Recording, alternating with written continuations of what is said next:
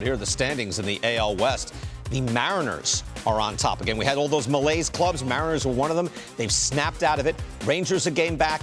Defending World Series champion Astros a game back. All right, Dan, Mariners have won 11 of 12. Texas has lost 9 of 10. Where are you on the Rangers, who seemingly had jumped out and were there to stay? Like, it was long enough where it's like, okay, not flukish, not just an explosion, not just driving in runners in scoring position. I thought they looked pretty good. What happened? I think they just hit a speed bump, BK. I mean, if you really look at these clubs in the aggregate, they are so close in so many different areas. I mean, the Rangers' bullpen has not been good. It has not been good all year. It really is not even good since they made the acquisitions. They've come back. When you're struggling as a club, you got to win the games you're supposed to win. They have not done that. You know what's strange is they made deals for Scherzer, right? Montgomery. They both pitched well. Chapman's ERA is good. Stratton's ERA is good, but it's kind of almost like the Padres are just failing enough to lose these games. But the rest of the guys they still had there haven't really performed that well. But I still think they'll turn it around too. I think these are 3 of the better teams in the game, and I think the Mariners just now playing up to the way they should have been playing really all year long. I think it's the best young rotation there is in the game. Whether their innings catch up to them at some point in time, fatigue, we'll have to watch. But, I mean, Julio, your small market, mid-market teams go the way their star players go, and this guy is just, he's lit up.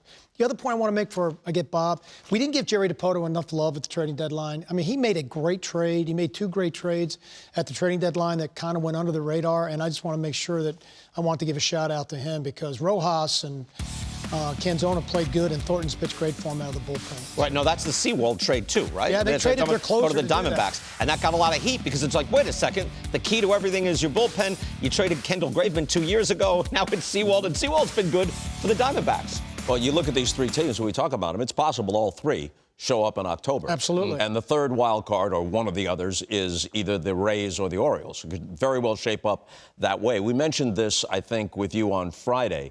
The Rangers' batting average as a team with runners in scoring position was otherworldly. Yeah. That had to come back, right. And it has. And Marcus Semien hit a terrible slump for an extended period of time. But they're still a very good team on paper. Yeah, I mean, it's happened. I know Carlos Pena on MLB Tonight last night pointed out over the last few years, there's even for championship teams, that they can hit this type of run. It's just strange to see 9 out of 10 after they made so many successful moves seemingly at the deadline. Yeah, obviously they're all in. They were all in the offseason. Right. They're all in here. And sometimes, especially in a small sample, it doesn't immediately pay dividends. I do think it's going to come down between Toronto and them. I do think the Astros and the Mariners are a better team overall, the way they're constructed. So I think that last playoff is going to be a battle between the Blue Jays, and the Rangers. And when you talk about the Astros, remember, the championship pedigree, the addition of Verlander. They were without Alvarez for a while. Tucker's having a great season. Michael Brantley might come back and give them then 3 left-handed hitters to balance that lineup. It's still, you can't sleep on them. No question. This is to get back to our theme this year. There's a theme. There was a major theme here. Please pay attention, class. If you take the malaise teams, where it was an inexplicable malaise, where it's like you're not quite sick, but you don't feel so good, right? You're not playing well. And it was Mets, Padres, White Sox, Cardinals, Mariners, Guardians. Teams that not only made the playoffs last year, except for the White Sox, who were 81 and 81, but then in a kind of an inexplicable underperformance with the Mets and Padres, huge infusion of cash as well. Number 1 payroll of all time, number 3 payroll. And even the only club, Dan, give me some, if you have some philosophy on this, the only club to snap out of it, Seattle. Why were they able to snap out of it where Mets, Padres, everybody else was unable to? I think they were just a well-constructed team compared to everybody else on that roster. Even the Guardians at the end, I didn't think any of us felt going into their offense.